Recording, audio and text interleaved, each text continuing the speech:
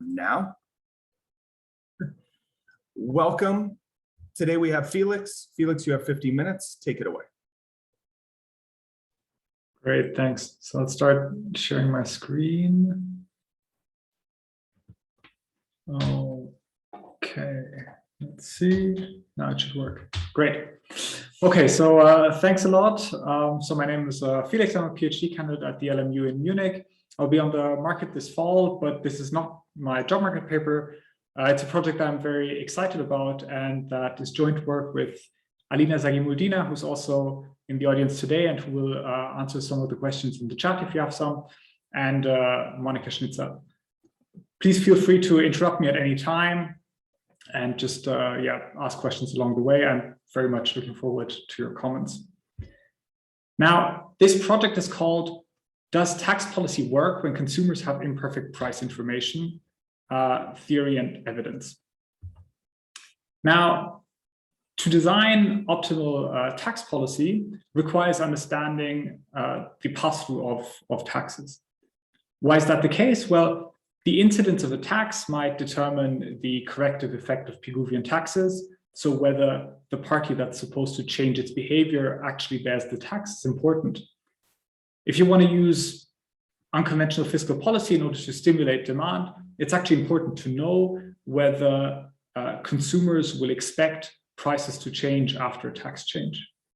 And then finally, even if you just care about the excess burden and distributional consequences of kind of regular commodity taxes, understanding pass-through is going to be really important. Now, in most markets, we have an oligopolistic market structure, often because there are few sellers in the market and there's some kind of imperfect information. In such markets, we actually don't have that much theoretical evidence on how this lack of price transparency is going to affect pass-through. And also kind of in general, empirically, there's very little evidence on what determines the pass-through of commodity taxes. Why? Well, this is usually a very data-intensive task, and particularly if you want to understand heterogeneities in the pass-through of taxes, that's going to require very granular information on prices. So what we want to do in this project is to understand the pass-through of commodity taxes in markets where consumers have imperfect information about prices. So what do we do? This project kind of has two parts. In the first part, we're going to adapt a theoretical search model in which some consumers know all available prices and others will have to search sequentially in order to get price information. And then with this model, we'll capture a slightly different notion of price sensitivity than is typically thought of in the pass-through literature. Namely, the larger the share of informed consumers, the higher is the price sensitivity of demand going to be as experienced by sellers. And this is different to the way that kind of this particularly tax pass-through literature typically thinks about price sensitivity, which is often in terms of the price elasticity of aggregate demand. Now, thinking about price sensitivity in terms of consumer information might not be news to you and to this audience, but it's actually not the way that, in the tax literature and tax pass-through literature people think about it. And it will turn out that both theoretically and empirically, this is going to matter a lot. So what we do in the second stage is to use this theoretical model and then derive predictions on the effects of price sensitivity and the number of firms in the market on commodity tax pass-through. After we've done that, in a second step, we'll test the theoretical predictions of the model by studying the pass-through of two tax changes in Germany last year.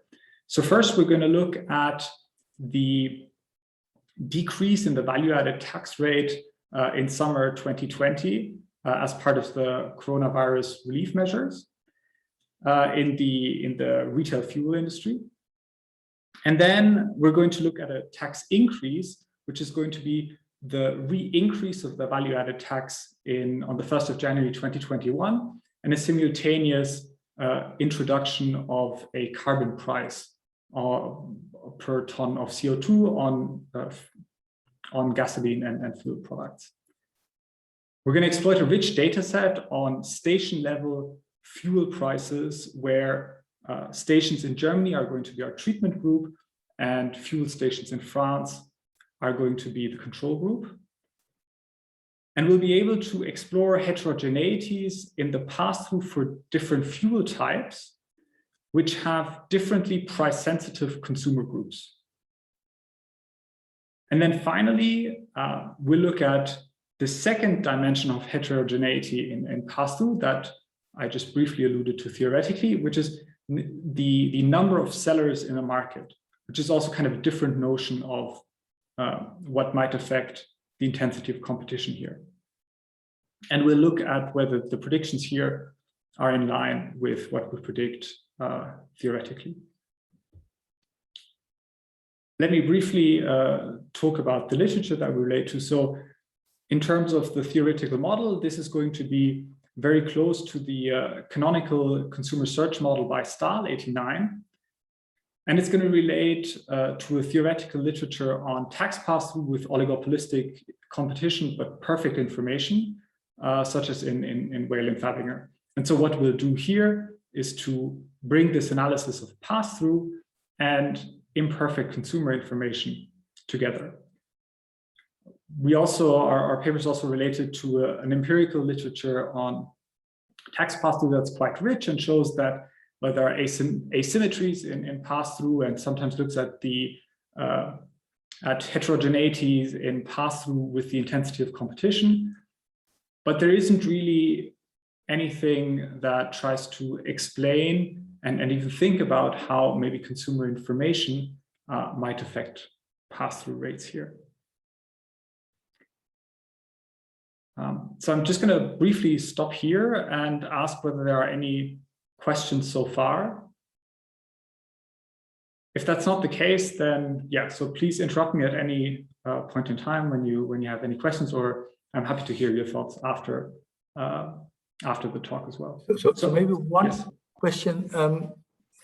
So this tax you think then of as a common, say if there's a tax increase, a common cost increase across all firms in the market that is known to all the consumers? Is that the way you think about it, or? Yeah, so what we'll have in the theoretical model is we'll have a common marginal cost across firms, which you could also think in terms of a per unit tax, and we'll have an ad valorem tax. And then we'll look at how the pass-through rate of this per unit tax or this ad valorem tax depends depending on how many informed consumers there are in the market, and depending on the number of firms in the market. So we think about kind of these two different types, but it's always common to all firms. And it's also this tax changes are known to all consumers, not only to the informed consumers, or? Yeah. I mean, so in general, kind of we don't, since consumers only care about gross prices, we don't really differ in terms of salience, for example, of the tax and other prices. Kind of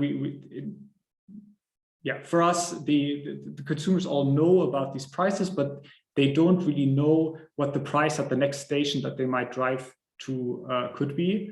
And then there are some people who just know all the prices in their local market. But there's no uncertainty about the tax. Yeah, okay.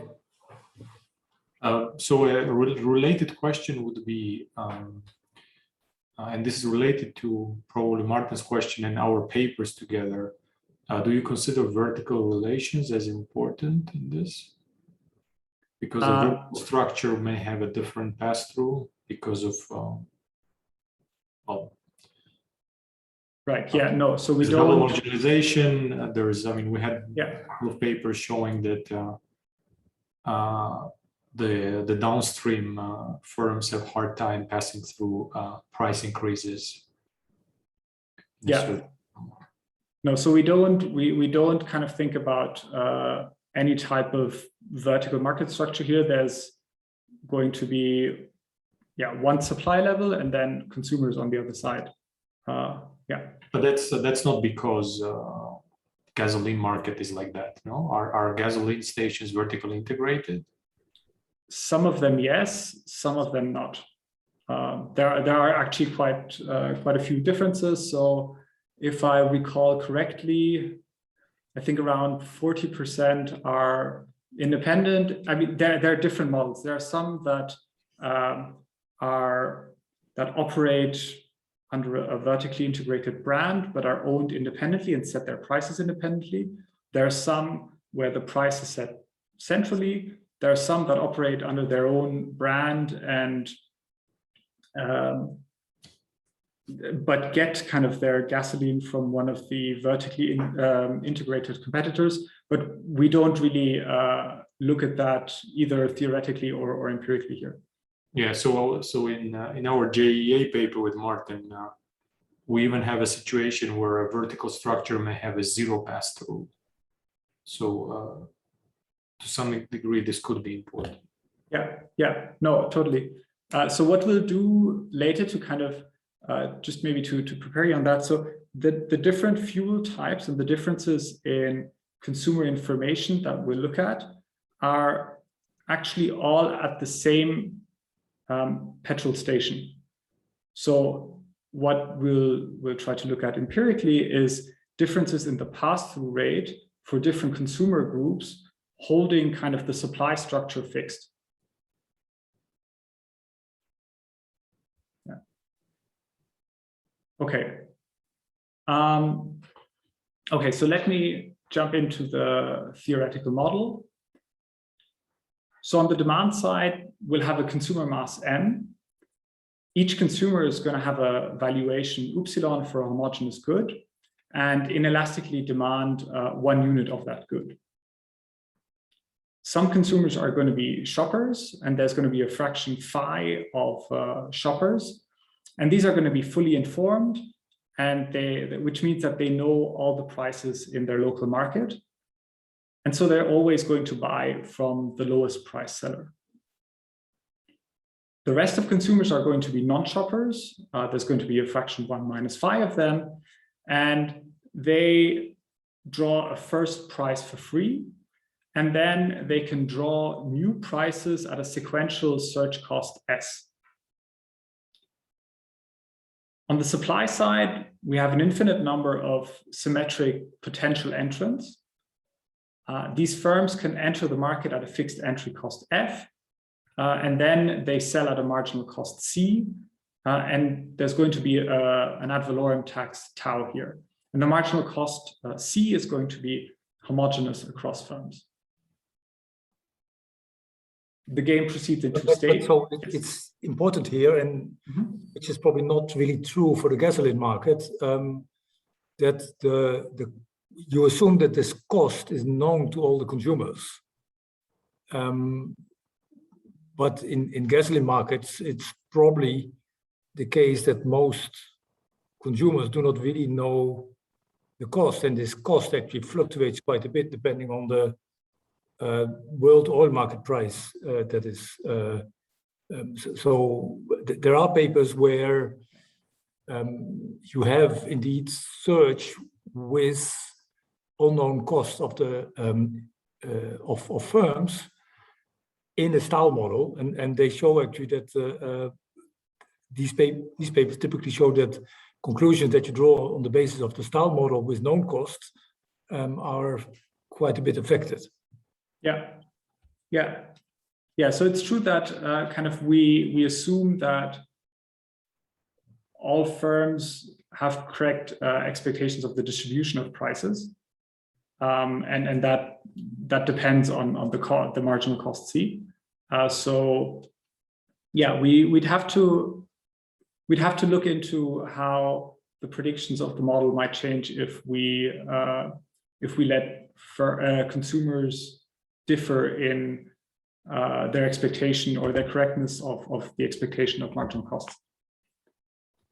Yeah. So the key issue here is that So imagine that marginal cost fluctuates and consumers, while they know the distribution of marginal costs, they don't know the realization. So if something changes, they don't know whether to attribute it to a tax increase or to a cost increase, and that inference can dramatically change predictions of the model. Yeah. I mean,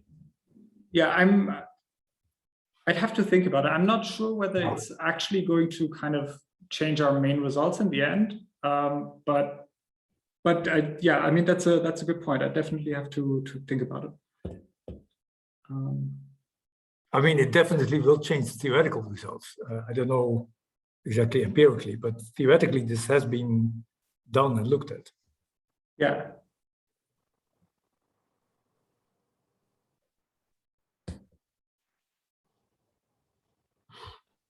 Okay, so yeah, let's maybe move on for the moment.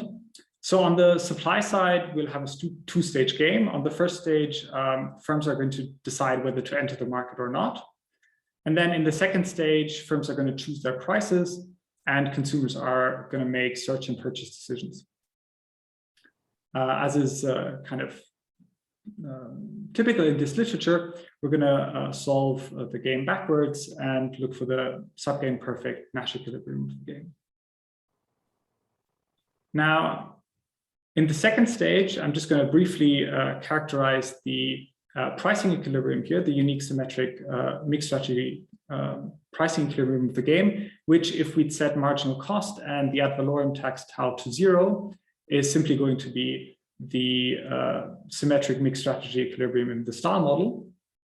And that's going to be characterized by the reservation price PR, the lower bound price P lower bar, and the CDF F of P. And so in the mixed strategy pricing equilibrium, all firms are going to draw prices from P lower bar to PR according to the CDF F of P. So let's just briefly talk about where the reservation price of non-shoppers comes from. So that's going to be the sum of the expected price and the incremental search cost S, so long as this sum is below the valuation of the good of non-shoppers upsilon. No firm is going to charge a price above this because shoppers will always buy from the lowest selling firm, and non-shoppers will never buy at a price above their reservation price. To get the lowest price, the lower bound of the domain of prices from which firms draw an equilibrium, so P lower bar, we use an equiprofit condition. And basically what you should take away from this is that this lower bound price is going to depend on the number of sellers N, marginal cost C, and this ad valorem tax tau. Similarly, we can also derive the CDF of the equilibrium pricing strategy, which again is also going to depend on the ad valorem tax tau, the number of sellers N, and yeah, both depend on the share of shoppers in the market, phi. Sorry, one clarifying Yes. question. Your ad valorem, so in reality, this is a VAT tax. Yes. Does it make a difference that you don't, I don't know whether you model it as a VAT tax, because VAT tax is basically when it increases, it also applies to your marginal cost somehow. Yeah. So that's, yeah. You do not take that into account, do you? So if your marginal cost increases, what no, you so need... VAT tax, so Yeah. the way VAT tax I think works is that you can subtract the VAT tax you paid on your inputs. So Right. marginal cost being an input. So I don't know whether it makes a qualitative difference, but maybe it makes some. So here for us, kind of the consumers that we think about are just regular drivers who, since their fuel expenditure is not No, I'm not thinking about the consumers at all here. I'm thinking about the firms, right? So when you write down the profit condition for the firm, Yeah. your VAT price increase affects also how much VAT they pay for the or not. Yeah. Yeah. For No, the- I see. Yeah. No, I see what you mean. We don't model that. I think so. In the end, there's going to be, since if the VAT is going to increase, at least kind of there's going to be more VAT in the end after netting this effect out, because kind of you have the additional VAT increase on the markup. And then for fuel, yeah. But it's going to have a probably smaller effect, other things. Yeah. No, absolutely.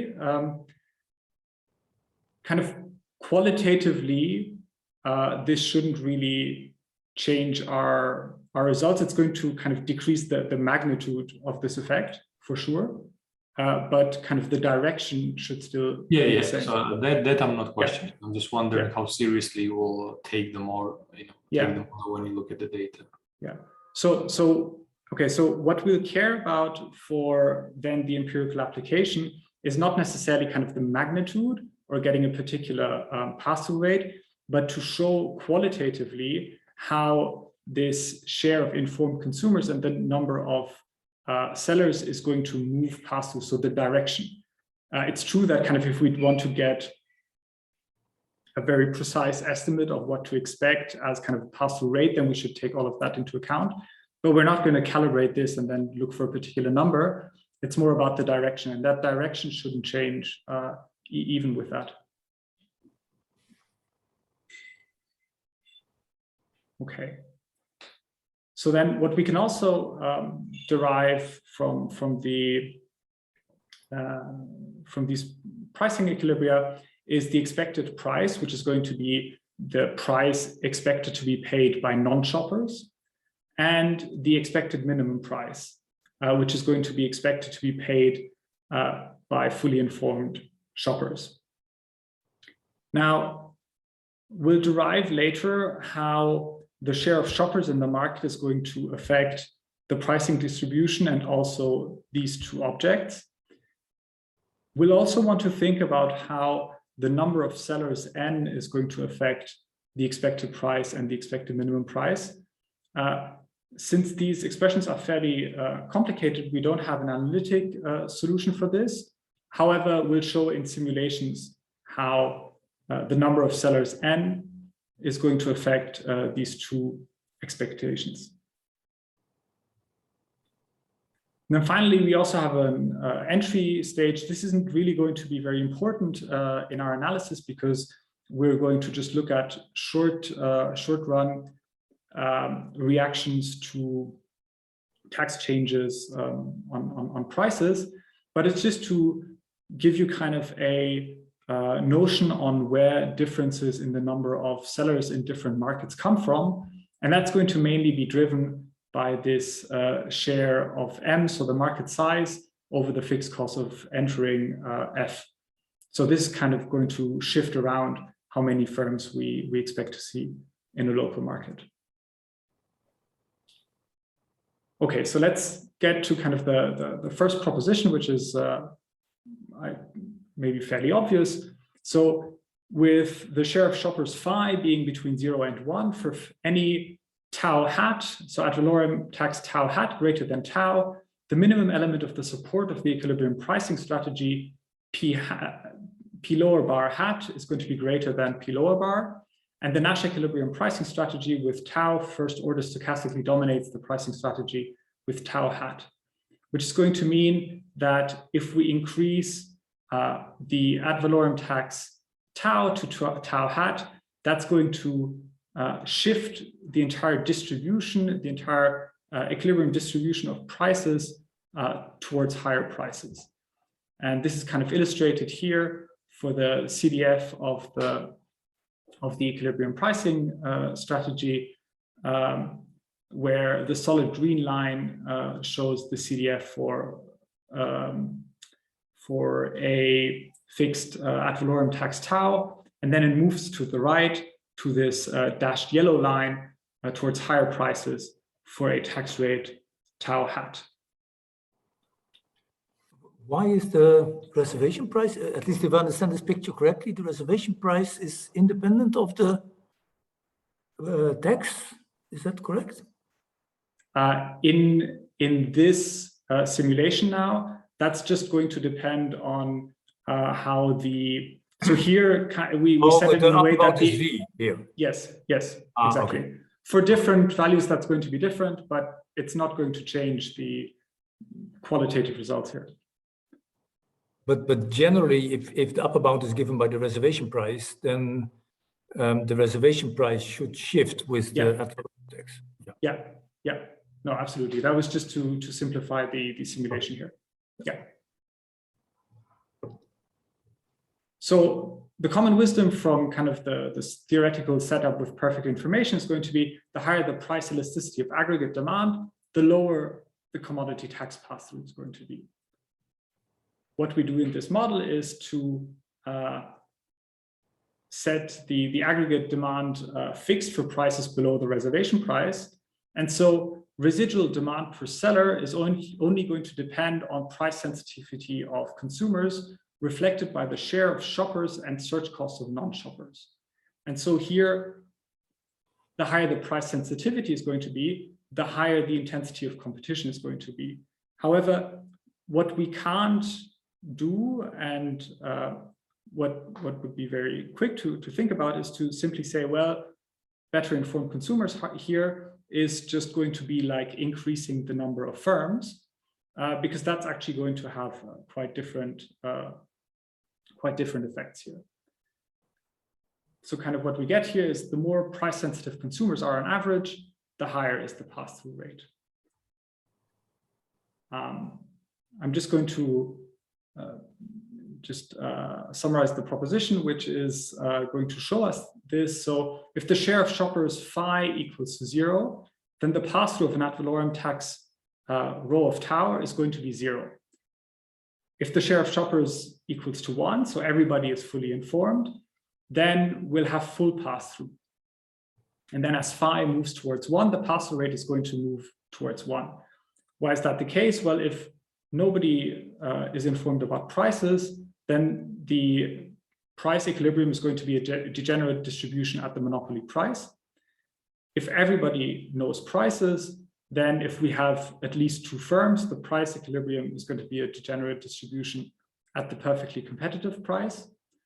And if phi is between 0 and 1, then we're going to move between the two. So the higher the share of shoppers, the higher is the pass-through rate. And that's the opposite to what we'd see with the price elasticity of aggregate demand.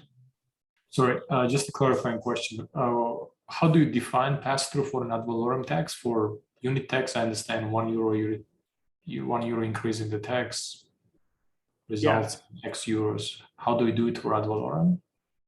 Yeah, so that's the formula is a little bit more complicated, but conceptually, what are you trying to capture?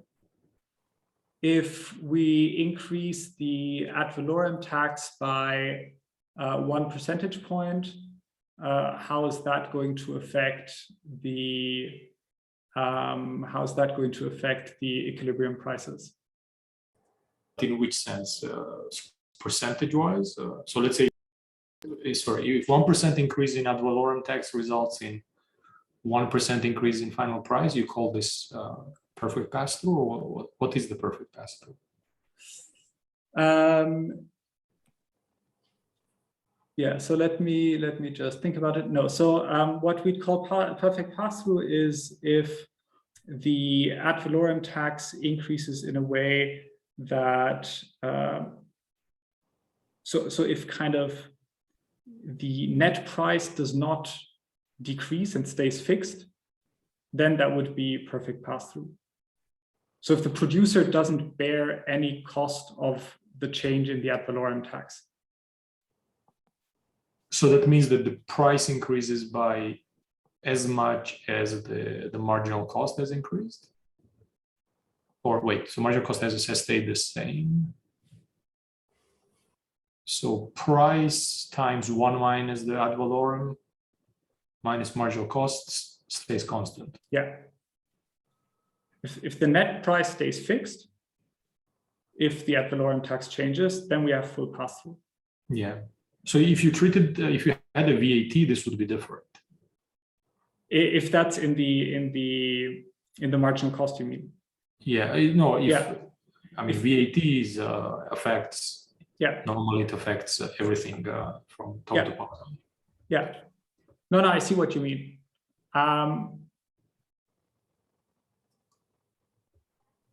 Yeah.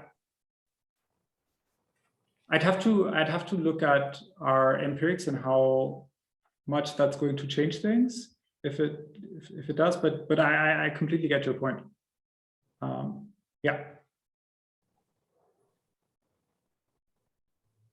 Okay. So let's maybe just move on to how the pass-through of this ad valorem tax tau to the expected price P and the expected minimum price P min is going to move both with the share of shoppers and the number of firms. So what we see in the picture on the left-hand side is that if we increase the share of shoppers to kind of higher lines, then this is going to monotonously increase the pass-through rate to the expected price. Similarly, if we increase the share of shoppers here in the picture on the right-hand side, this is going to increase the pass-through to the expected minimum price as well, monotonously. For the number of firms, that's going to be different. So for the expected price, we'll see that increasing the number of firms first increases and then decreases the pass-through rate. For the expected minimum price, it's going to always increase the pass-through rate. And so this result with respect to the number of firms is also quite interesting here, because that's not going to be the case in a situation where all consumers are perfectly informed. And so this heterogeneity here is another thing that we can kind of take to the data. Sorry, Felix, but aren't the comparative statics monotone as long as we consider two or more firms? I mean, one firm doesn't really make sense here. Yeah. Okay, thanks. Yeah.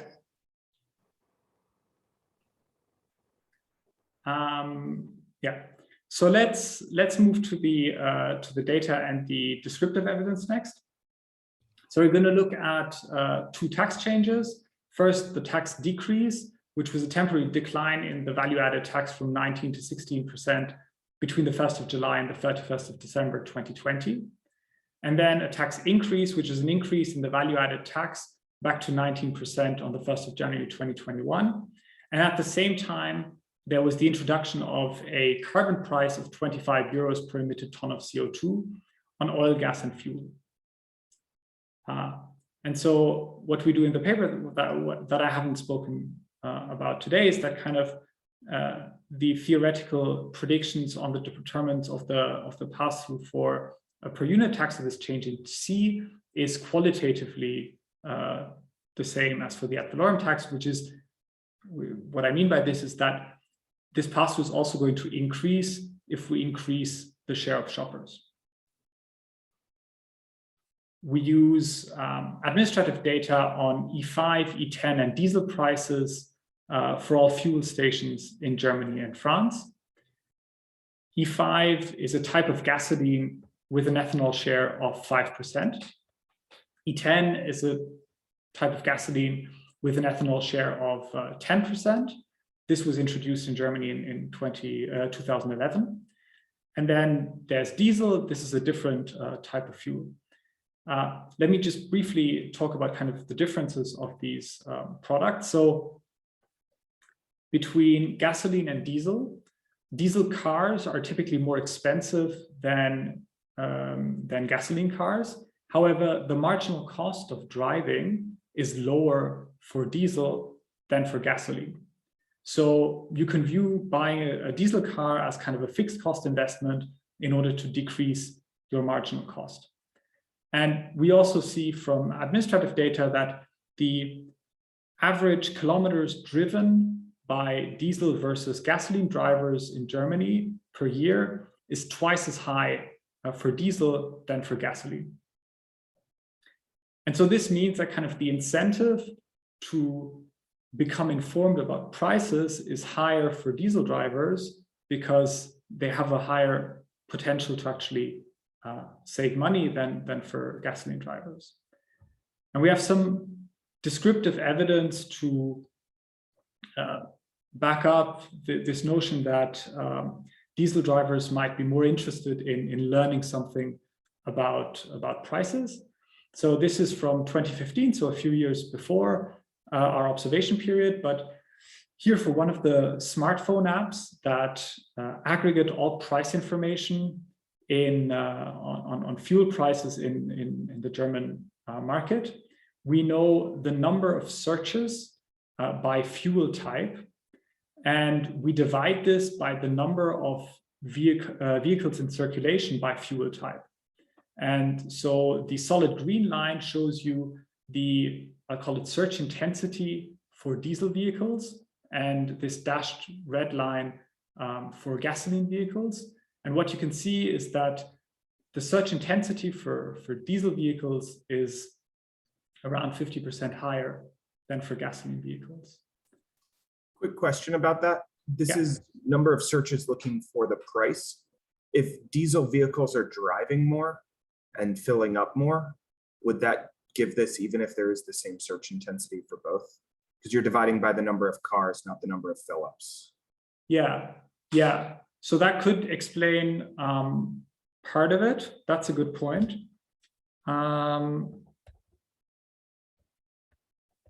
Yeah. Well, I mean, it could possibly explain more than full of it, but on the other hand, by the virtue of them driving more, they pass by more stations per day. Yeah. So they can be more informed because they're driving a lot, not because they want more gasoline. yeah, I mean, so I would say, so I totally see how this could lead to kind of, if you would correct by the number of fill-ups, how this would lead to a quote unquote lower search intensity. On the other hand, you might actually learn things, and even if you fill up more, kind of you still know more about prices. I should say I buy the core argument. I'm just not sure that this is backing it up. Yeah, no, I absolutely see that. We should correct that. Yeah, I mean, clearly you have to think more carefully about the fact that they drive more, they consume more gasoline. Yeah. Right, and Yeah. Let me briefly touch upon the difference between E5 and E10 as well. So why would somebody buy E10? So E5, sorry. So E5 is around 1.5% more efficient than E10. So in terms of fuel by kilometer, around 10% of gasoline run vehicles in circulation cannot fuel E10 because that's going to break their engine. On the other hand, if you're not among these 10%, then it makes no difference kind of for the longevity of your engine, what you buy. Why would people buy E10? Well, E10 is typically 3 to 4% cheaper at kind of the same pump. And this is not on average, this is basically all the time. And that's because there are some quotas which should incentivize buying E10. Now, who buys what? E5 in Germany still accounts for 81.7% of the gasoline market. And so why do so many people still buy E5, even though it's more expensive? And for kind of 90% of gasoline vehicles, it's also not harmful for their engine. Well, from survey evidence from last year, we know that 72% of E10 buyers do so because of price. 51% of E5 buyers do so because of technical concerns, more about kind of an uncertainty rather than an actual technical concern. And why might this be the case? So this is just kind of anecdotal evidence, but if you drive to a pump, this can happen. So you see the E10 pump here and the E5 pump here, and it basically says here with a notice. Is your vehicle able to fuel E10? Get information from your manufacturer. If you're unsure, buy E5. So that might actually kind of make consumers that aren't sure less sure than before. So kind of what we argue therefore is that consumers that fuel gasoline, if they are more informed, they're going to fuel E10. And if they're less informed, then they're going to fuel E5. And so this again leads to differently price sensitive consumer groups. Just so you know, you have 10 minutes. Yeah, thanks a lot. So here's some descriptive evidence on the pass-through rate of the value-added tax decrease in summer last year for E5, E10, and diesel.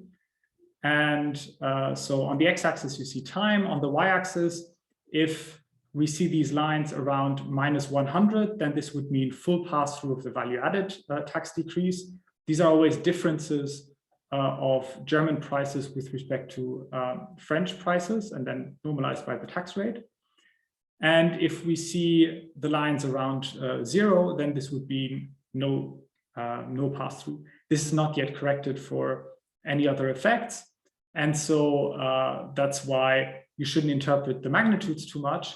But what we can see in the relative differences is that it appears that pass-through is highest for diesel, kind of in the middle for E10, and lowest for E5. Similarly, we looked at the tax increase in around January 2021.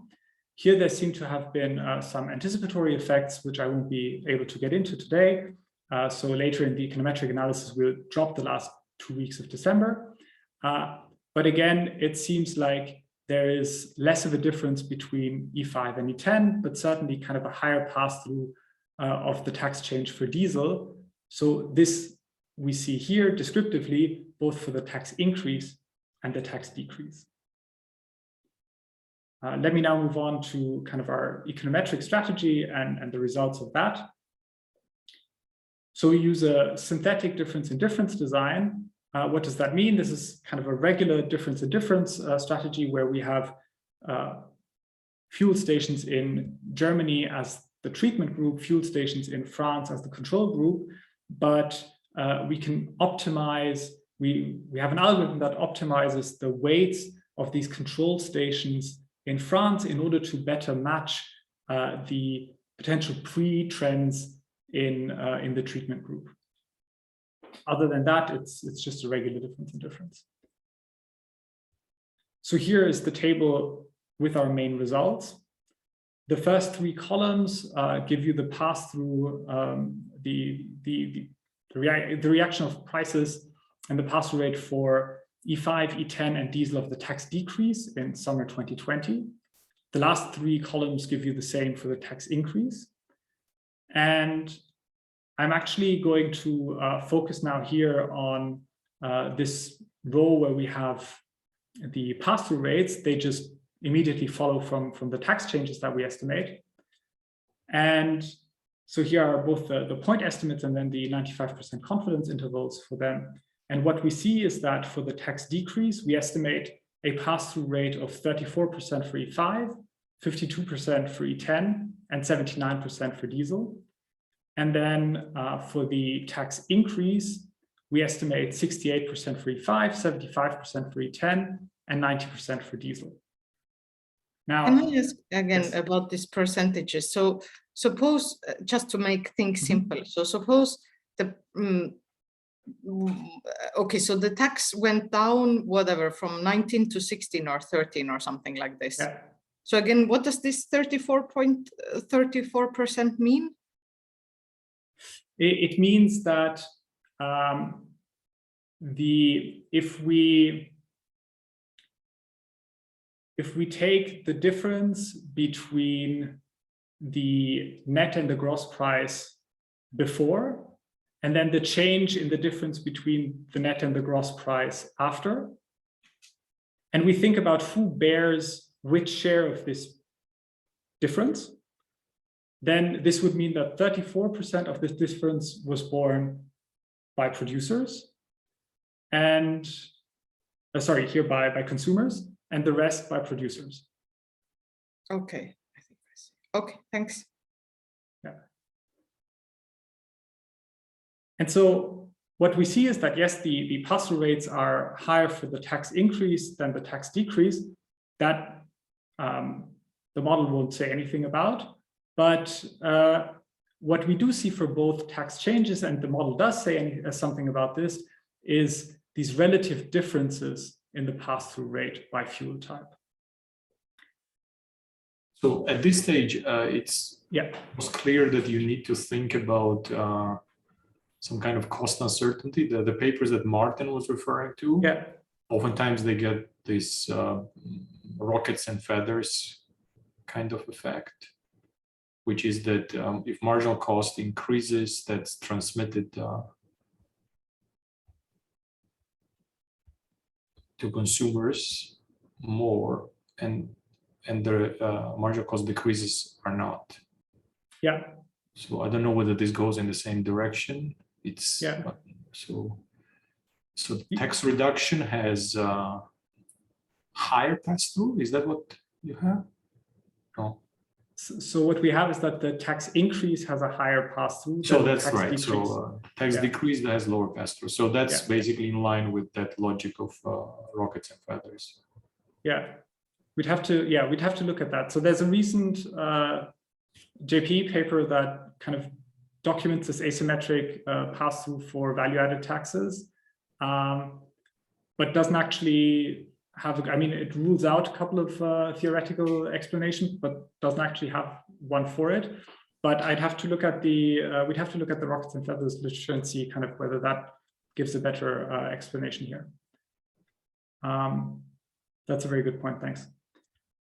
I'm sure you already mentioned this, but I wasn't paying attention apparently. That the idea that more shoppers means higher pass-through. So what's the intuition behind that result from the theoretical model again? Yeah. So the more shoppers there are, the closer the price distribution moves towards kind of marginal cost Bertrand pricing. And so the less room firms have not to pass through taxes. Because they're basically, I mean, think if they're just operating at marginal cost, they can't absorb any more of the tax because then they'd make losses. So is that, for example, in line with the distribution of diesel and these other prices? So do you see that diesel prices do have a narrower support, for example? Are they more concentrated than petrol prices? Yeah, that's a good. So we're currently looking into the distribution. We haven't. It's a bit tricky with the data that we have, but we're trying to because we don't have quantity data, but we're in the process of looking at that. We don't have conclusive evidence on that yet, but that's a good point.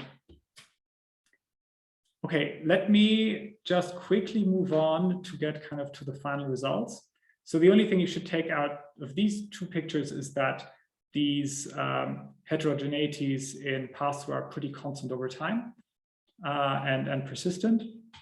What I want to get at is this picture, and so, or these two pictures. And so what we did here is to decompose the pass-through rate estimate the pass-through rate at the fuel station level. This is for E5 now. And then each bubble is kind of the average pass-through rate for petrol stations with a particular number of competitor stations within a 5-kilometer concentric circle. And what we can see is this hum-shaped relationship between the average pass-through rate and the number of competitor stations. For the tax increase, this seems to be kind of more flat.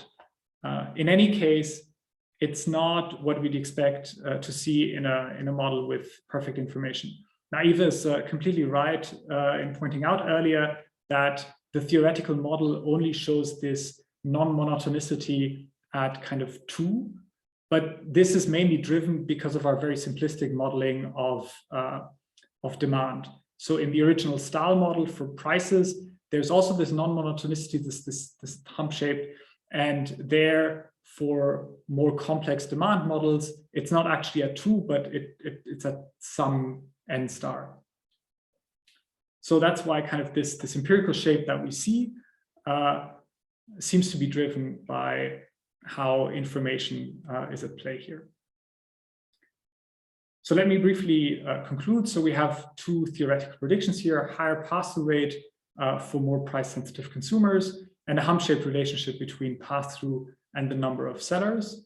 And then empirically, we find that what we see for different fuel types, as well as for the heterogeneity in pass-through rates, depending on the number of sellers, does seem to be in line with models with imperfect information, and can certainly not be explained by differences in price sensitivity driven by the by differently price elasticities of demand of, or no, by different prices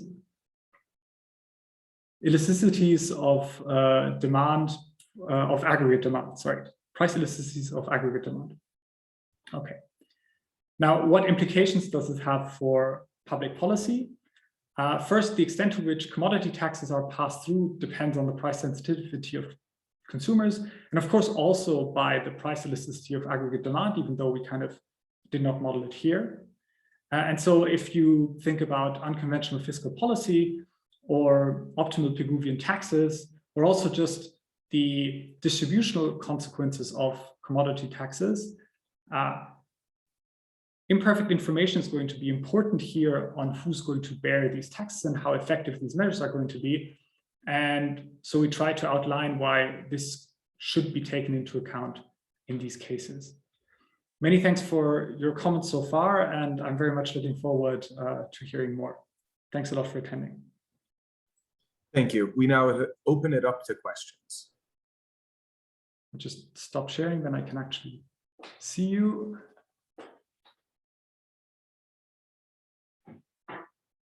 Can I ask, would you have other data worth to test it? Because in some sense, this COVID interventions are very special.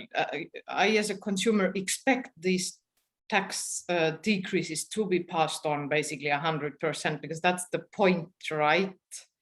I guess. Well, I don't know. Who was this tax change supposed to help, consumers or firms? What did the government say? So, I mean, this was a very broad measure. This was kind of on all industries. So then it really depends. I mean, so for restaurants, we would probably say it should probably help the restaurants. I'm not even sure. So for fuel products, I mean, they didn't really think about industry by industry, whether, this should help anyone in particular. It was probably not in order to subsidize Shell, let's put it that way. But you don't have other tax changes that you could use for looking at the empirical part. Yeah. So the tricky part typically, and which is actually nice in this context, is so typically you can look at pass-through of taxes with some type of aggregate data, but kind of getting data at the firm level to disaggregate this is often tricky, and looking at kind of settings with different number of firms. So I also can't recall a different empirical paper where kind of their setting would help us to look at that with their data, but have to think about it more closely. Okay, thanks.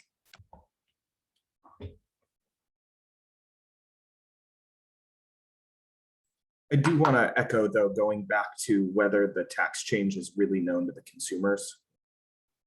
No, I don't have anything more to say on that, but the COVID changes were probably way more. It's reasonable to expect those were more common knowledge than maybe some other more nuanced change. No, I mean, so these two tax changes, both the decrease last summer of the VAT, as well as this introduction of the carbon price and the increase again on further, they were very well known. They were discussed in the press a lot, and there were expectations on or speculations about how they would be passed through and so on. Yet, if we'd expect, okay, so they should be very salient, and so pass-through should be very high of these tax changes. I mean, it's not necessarily what we see. So we still see these differences between the fuel types.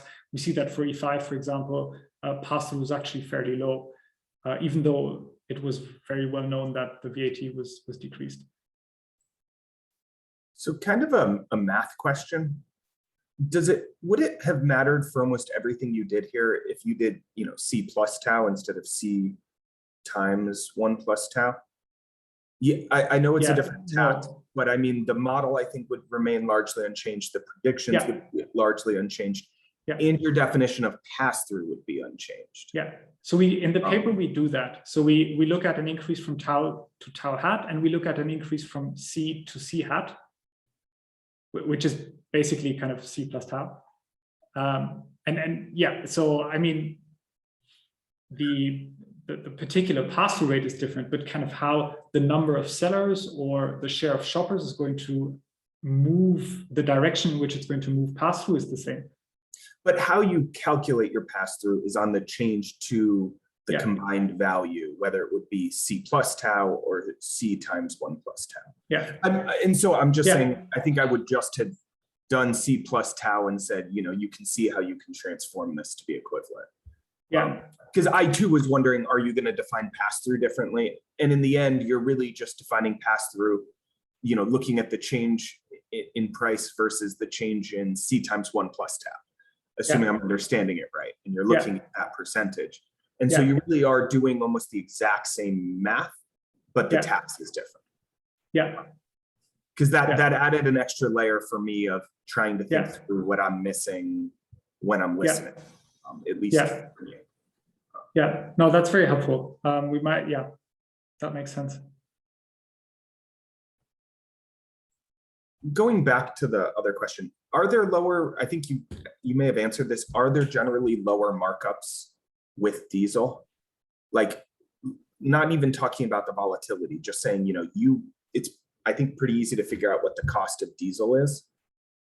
Do you generally see lower markups on diesel than you do on the other fuels?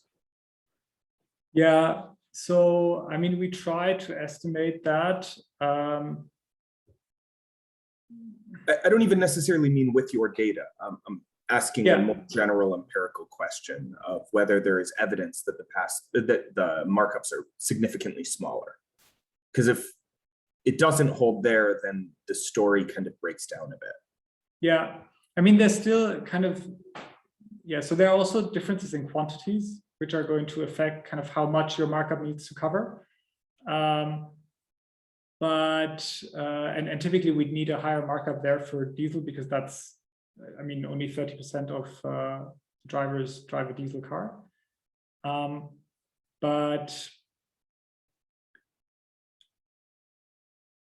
yeah, it depends a little bit on the estimates. I mean, they're typically like round about the same, but it's a bit difficult to say because prices change a lot over the day. And so markups vary a lot over the day, and then it's going to matter when people actually fuel.